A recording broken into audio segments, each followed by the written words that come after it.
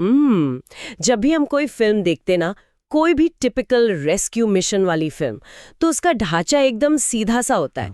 मतलब एक हीरो आता है, विलन से लड़ता है, दुनिया को बचाता है और बस सब कुछ फिर से नॉर्मल हो जाता है। हाँ, और फिर सब खुशी खुशी रहने लगते हैं। बिल्कुल। और हम हमेशा ना उस हीरो को एक ऐसे रक्षक की तरह देखते हैं जिसके पास असीमित ऊर्जा है। मतलब वो कभी थकता नहीं है और हर बार दुनिया को बचाने के लिए उसी उत्साह के साथ वापस आ जाता है। सही बात है।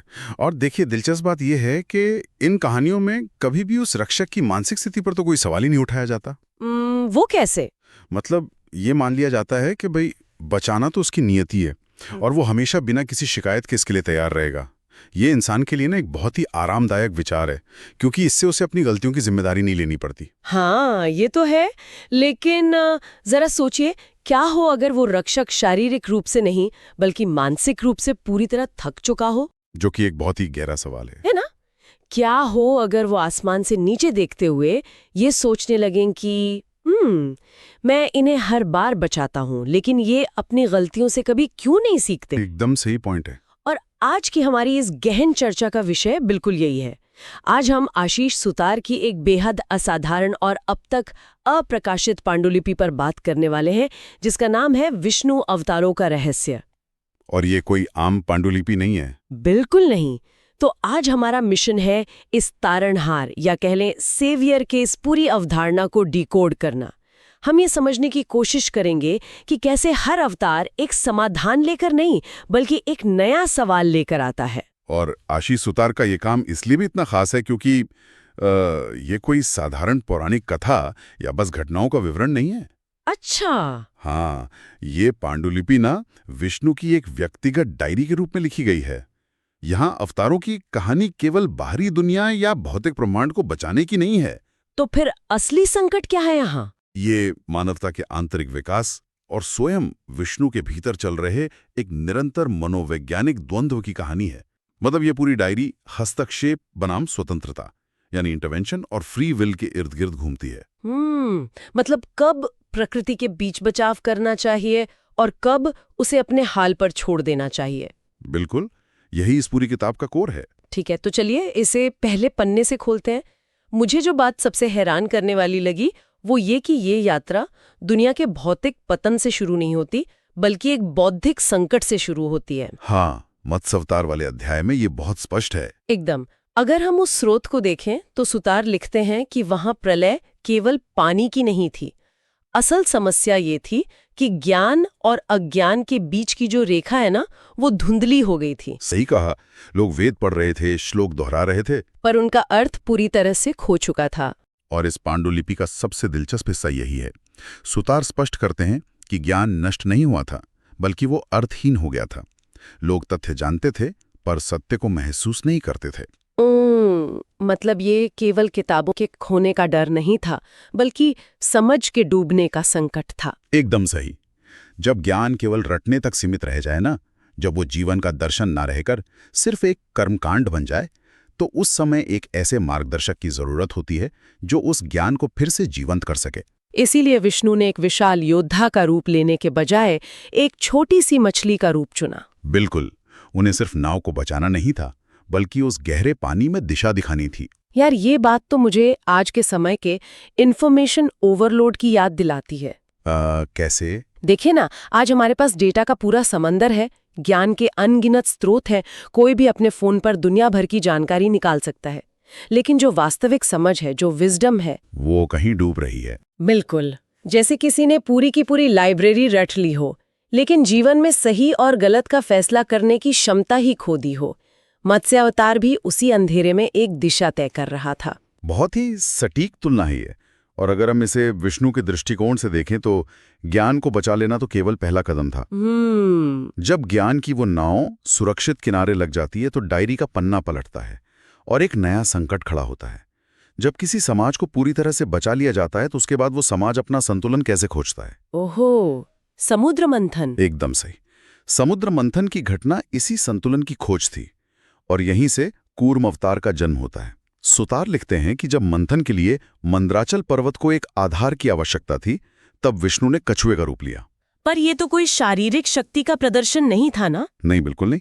ये सहनशीलता यानी इंड्योरेंस का प्रतीक था। लेकिन देखिए, यहाँ मुझे एक बात खटक रही है। विष्णु उस पर्वत का आधार तो बन गए, लेकिन पांडुलिपि के अनुसार उनके मन में एक बहुत गहरी दुविधा चल रही थी। हाँ, और वो दुविधा बहुत मार्मिक है। वो खुद से ये सवाल कर रहे थे कि इंसानियत को सहारा देना, उनके बोझ को अपने कंधों पर उठाना निश्चित रूप से करुणा है, लेकिन क्या इस करुणा की कीमत मानवता को ही चुकानी पड़ रही है? सुतार इस द्वंद्व को बहुत ही खूबसूरती से पेश करते हैं। विष्णु ये महसूस करते हैं कि जब कोई भारी शक्ति हमेशा संतुलन बनाए रखने का भार अपने ऊपर ले लेती है, तो समाज कभी अपनी आंतरिक शक्ति विकसित नहीं कर पाता। बिल्कुल। समुद्र मंथन से अमृत भी निकल रहा था और विष भी। विष्णु कूर्म के रूप में उस पूरे मंथन का भार चुपचाप सह रहे थे, लेकिन डायरी का वो सवाल गूंजता रहता है कि क्या ये सहारा इंसान को कमजोर और निर्भर बना रहा है? इस पर मुझे एक बहुत ही आधुनिक स्थिति याद आती है।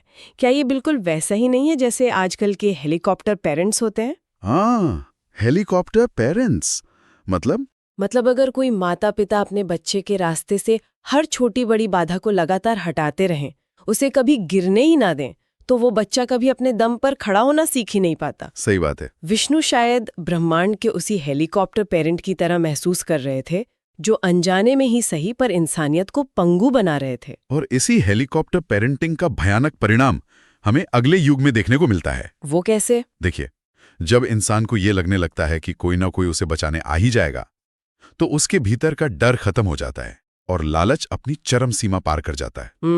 कूर्म अवतार की सहनशीलता जब उस लालच का भार उठाने में विफल होने लगती है, तब हमें वराह अवतार का युग देखने को मिलता है।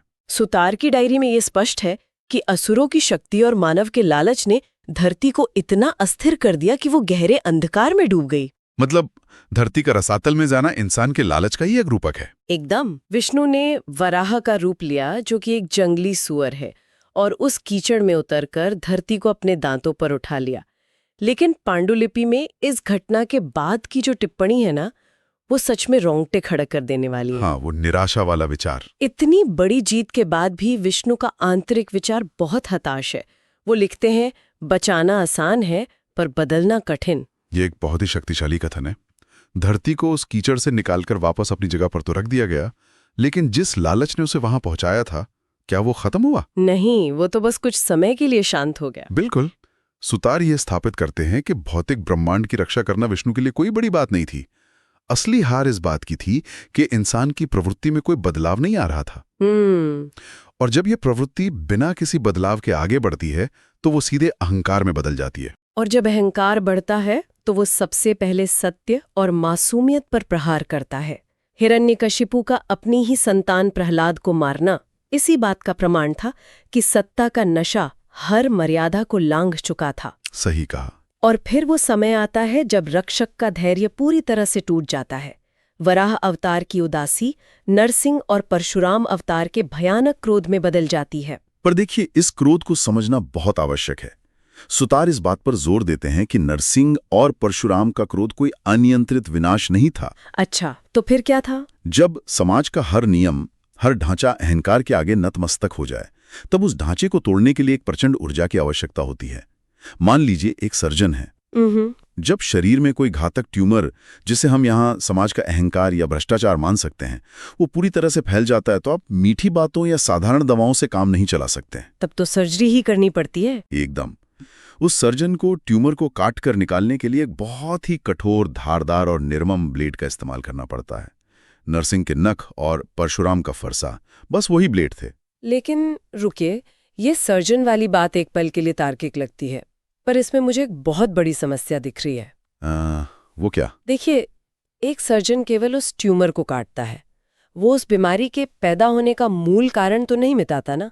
अगर हम इतिहास या सुतार की डायरी को देखें, तो क्या इस तरह का भीषण क्रोध या कठोर न्याय कभी कोई स्थायी समाधान दे पाया? क्या समाज को डराकर या बलपूर्वक सही रास्ते पर लाया जा सकता है? और आप यकीन मानिए, सुतार की डायरी में विष्णु खुद ठीक यही सवाल उठाते हैं। सच में? हाँ।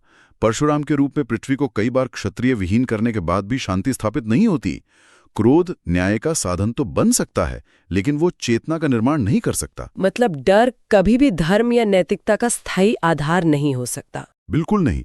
विष्णु महसूस करते हैं कि इस कठोर धार ने बीमारी के एक हिस्से को तो काट दिया, लेकिन समाज के भीतर बस डर भर दिया।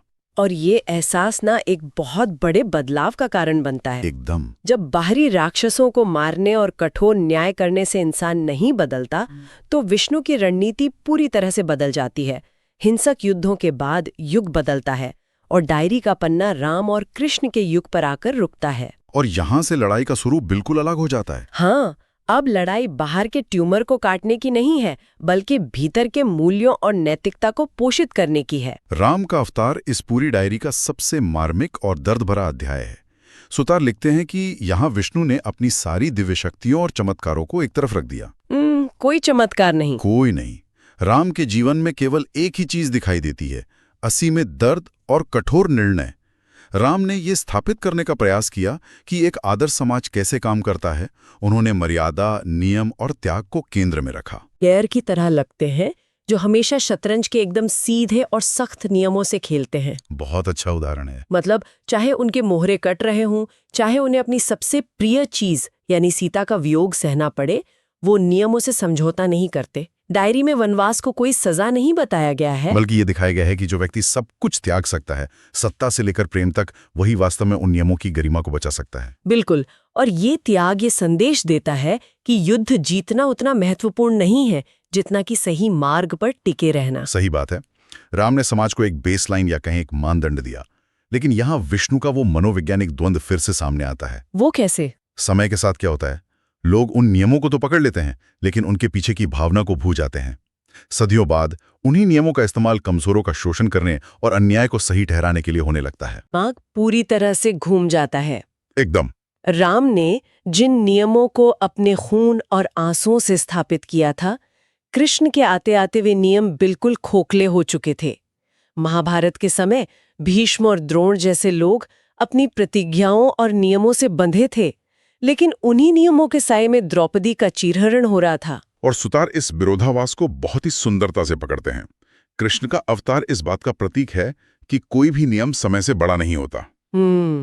जब धर्म की रक्षा के लिए बनाए गए नियम ही धर्म के मार्ग में बाधा बन जाएं, तो उन नियमों को तोड़ना पड़ता है। राम के समय समाज को एक ढांचे की आवश्यकता थी, लेकिन कृष्ण के समय उस ढांचे ने समाज का दम घोटना शुरू कर दिया था। लेकिन क्या ये खतरनाक नहीं है? मतलब अगर रक्षक खुद ही नियम तोड़ने लगे, तो फिर सही और गलत की परिभाषा ही क्या रह जाती है? देखिए, अगर मैं फिर से शतरंज वाले उदाहरण पर जाऊं, तो कृष्ण वो खिलाड़ी हैं जो शतरंज के बोर्ड के बाहर जाकर खेल खेलते हैं। वो अर्जुन से कहते हैं कि शस्त्र उठाओ, और जब कर्ण निहत्था होता है तो उसे मारने का आदेश देते हैं। क्या इससे नैतिकता की पूरी धारणा ही डगमगानी चाहती? सुतार की डायरी में कृष्ण इसका उत्तर बहुत स्पष्ट रूप से देते हैं। वो कहते हैं कि जीवन सिर्फ काले और सफेद रंग में नहीं बटा है, ये ग्रे एरिया है, यानी समझ, संतुलन और समय का खेल है। अच्छा। कृष्ण ने किसी को शारीरिक रूप से नहीं बचाया, उन्होंने अर्जुन की दृष्टि बचाई। कुरुक्षेत्र में दिया गया गीता का उपदेश कोई सीधा आदेश नहीं था। तो वो क्या था? वो कर्म और फल के बीच के उस जटिल संबंध का मनोवैज्ञानिक विश्लेषण था। कृष्ण ये सिखा रहे थे कि कभी-कभी सबसे बड़ा धर्म नियम का पालन करना नहीं, बल्कि समय की आवश्यकता को समझना होता है। तो राम से लेकर कृष्ण तक का ये जो सफर है, वो दरअसल विष्णु के अपने सोचने के तरीके में आए बदलाव को दिखाता है। वो समझ गए हैं कि इंसान को चम्मच से खिलाकर या डराकर नहीं सुधारा जा सकता। बिल्कुल नहीं। उसे खुद अपनी लड़ाई लड़नी होगी, बस उसे सही दृष्टि की आवश्यकता है। लेकिन, और ये एक बहुत बड़ा लेकिन है, सुतार की पांडुलिपि हमें बताती है कि जब कृष्ण की दी हुई वो महान समझ भी समय के साथ भ्रष्ट हो जाती है, तो हम किस दिशा में जाते हैं? हम उस दिशा में जाते हैं जिसे इस डायरी में सबसे भयावह बताया गया है, कल्कि का युग। सुतार के अनुसार ये कोई ऐसा अंधकार नहीं है जहां हर तरफ चीख पुकार मची हो या खून खराबा हो रहा हो। तो फिर ये कैसा अंधकार है? ये एक बहुत ही शांत, स्वीकृत अंधकार है। यहाँ लोग गलत चीजों को इसलिए स्वीकार कर लेते हैं क्योंकि वो सुविधाजनक हैं। भ्रष्टाचार, झूठ और अन्याय रोजमर्रा की जिंदगी का हिस्सा बन जाते हैं और लोगों का विवेक पूरी तरह से सो जाता है। ये सुनकर तो मुझे एक ऐसे पुराने घर की याद आती है जिसकी दीवारों में दीमक लग गई हो। हाँ, दीमक। हाँ, मतलब आप बाहर से घर को देखते हैं तो उसका पेंट चमक रहा होता है, वो बहुत आलीशान दिखता है, लेकिन अंदर ही अंदर दीमक ने पूरी नींव और लकड़ी को खोखला कर दिया है। बिल्कुल। और सबसे डरावनी बात यह है कि जो लोग उस घर में रह रहे हैं ना, उन्हें उस दीमक के गिरने की आवाज अब सुनाई ही नहीं देती। वे उस खोखलेपन के इतने आदी हो चुके हैं कि उन्हें लगता है बस यही असली जीवन है। और यही वो सड़ांध या स्टैग्नेशन है जिसे तोड़ने के लिए कल्कि का अवतार वर्णित है। सुतार लिखते हैं कि कल्कि का उद्देश्य किसी एक इंसान या असुर को मारना नहीं है, बल्कि उस पूरी की पूरी सड़ी हुई प्रणाली, उस दीमक लगे घर को ढहा देना है। क्योंकि जब तक वो पूरी तरह टूटेगा नहीं, नया कुछ बन नहीं सकता। एकदम सही, क्योंकि जब तक पुरानी और खोखली संरचना पूरी तरह से नष्ट नहीं होगी, तब तक नई शुरुआत या नई सत्य का निर्माण संभव ही नहीं है। कल्कि एक विनाशक से अधिक एक रीसेट बटन है। लेकिन यहाँ सुतार की पांडुलिपि अपना सबसे बड़ा पत्ता खोलती है। डायरी के अंतिम पन्नों में विष्णु खुद से एक ऐसा सवाल करते हैं जो पूरे अवतारवाद की नींव को ही हिला देता है। हाँ, और वो सवाल बहुत गहरा है। विष्णु सोचते हैं, क्या कल्कि को मेरा अंतिम रूप होना चाहिए? क्या अब समय आ गया है कि मैं ये रक्षक होने का बोझ हमेशा के लिए उतार दूं और इस इंसानियत को पूरी तरह से उसके अपने हाल पर छोड़ दूं? देखिए, ये सवाल फ्री विल की सबसे चरम सीमा है। अगर विष्णु हमेशा हस्तक्षेप करते रहेंगे तो मानवता कभी वयस्क नहीं हो पाएगी। मतलब वो हमेशा बच्चे ही रहेंगे? बिल्कुल। सुतार का ये दार्शनिक निष्कर्ष है कि सच्चा रक्षक वो नहीं है जो हर बार बचाने आए, बल्कि सच्चा रक्षक वो है जो एक दिन ये कह दे कि अब और नहीं, अब तुम्हारा मार्ग तुम्हें खुद तय करना होगा। कल्कि शायद कोई व्यक्ति नहीं है, बल्कि उस चक्र का अंत है जहां हम किसी बाहरी शक्ति पर निर्भर थे। तो चलिए, आशीष सुतार की इस अद्भुत पांडुलिपि से हमने आज जो कुछ भी निचोड़ा है उसे समेटते हैं। विष्णु की ये डायरी केवल दुनिया को बचाने की कहानी नहीं है, ये एक विकास क्रम है। सही बात है। एक छोटी सी मछली बनकर डूबते ज्ञान को राह दिखाने से लेकर कछुआ बनकर दुनिया का बोझ उठाने तक, फिर एक जंगली सुअर की तरह कीचड़ में उतरने से लेकर परशुराम के भीषण क्रोध तक, उसके बाद राम बनकर नियम सिखाना और कृष्ण बनकर उन नियमों की जटिलता को समझाना, और अंत में कल्कि का वो सवाल। बिल्कुल, ये पूरी यात्रा दरअसल विष्णु के इस एहसास की कहानी है कि इंसान को बैसाखियों की आदत पड़ गई है और ये आदत अब टूटनी ही चाहिए। सुतार ने भगवान को एक ऐसे गुरु के रूप में पेश किया है जो सदियों तक शिष्य को हर तरह से सिखाने की कोशिश करता है, लेकिन अंततः ये जान लेता है कि असली ज्ञान केवल स्वयं के अनुभव से ही आ सकता है। मतलब हस्तक्षेप की भी एक एक्सपायरी डेट होती है। और इसी बात से हम आज की इस चर्चा के अंतिम और सबसे गहरे विचार पर पहुंचते हैं। सुतार ने जो सवाल डायरी के अंत में छोड़ा है, अगर हम उसे आज की दुनिया पर लागू करके देखें तो एक बहुत ही बेचैन करने वाली तस्वीर सामने आती है। अगर विष्णु का ये अंतिम विचार सच है, अगर ये सच है कि तारणहार ने अब हमेशा के लिए अपना पद छोड़ दिया है ताकि मानवता खुद अपनी जिम्मेदारी लेना सीखे, तो क्या आज हम अपने चारों तरफ जो भी देख रहे हैं वो कोई साधारण समय नहीं है? ये सोचने वाली बात है। आज हम जो भयानक जलवायु परिवर्तन देख रहे हैं, जो युद्ध देख रहे हैं, जो समाज का गहरा नैतिक पतन देख रहे हैं, सोचिए अगर ये सब कोई आपदा ना होकर हमारा फाइनल एग्जाम हो। बहुत ही गहरा विचार है ये। हम आज भी संकट के समय आसमान की तरफ देखकर प्रार्थना करते हैं कि कोई अवतार आएगा और सब ठीक कर देगा, लेकिन उस थके हुए रक्षक ने शायद आसमान के दरवाजे बंद कर दिए हैं। क्या ये संभव है कि अब वो रक्षक बाहर नहीं आएगा, बल्कि हमें उसे अपनी ही चेतना के भीतर खोजना होगा? बिल्कुल। इस दुनिया की दीमक को अब कोई कल्कि आकर साफ नहीं करेगा, वो फरसा अब हमें खुद उठाना होगा। इसी विचार के साथ आपको छोड़े जा रहे हैं, इस पर गहराई से विचार कीजिएगा।